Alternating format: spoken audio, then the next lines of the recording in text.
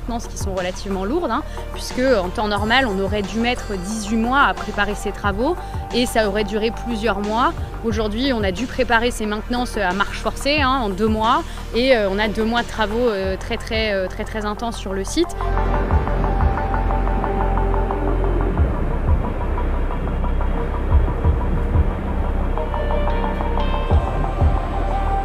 Pour ça, il nous fallait 500 à 600 000 tonnes de charbon, les commander, les faire arriver par le port jusqu'à la centrale. C'est 4 à 5 mois de délai d'approvisionnement dans un contexte où les prix explosent, où la logistique est de plus en plus compliquée et donc c'est un vrai défi.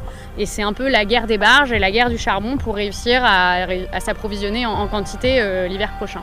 Accessoirement, c'était pas notre projet puisque notre projet c'était de réindustrialiser notre site sur des énergies renouvelables et de tourner complètement la page du charbon.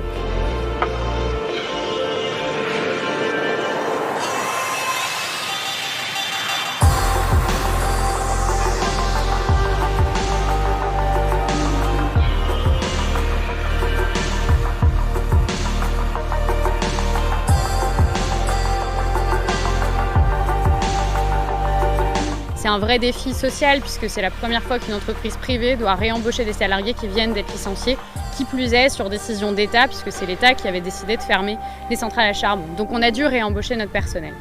Les salariés se trouvent dans un état d'esprit, je dirais, partagé, mitigé, parce que d'avoir été invités gentiment à arrêter leur activité au mois de mars, où on les a quand même fait passer pour des salariés qui étaient plutôt des pollueurs et donc dont on n'avait plus besoin et qui devaient arrêter leurs activités, a aujourd'hui une reconnaissance d'une nécessité de produire de l'électricité telle qu'il en ferait pendant des décennies. Donc il y a une partie qui s'est dit voilà, on a une reconnaissance qui arrive un peu tardivement.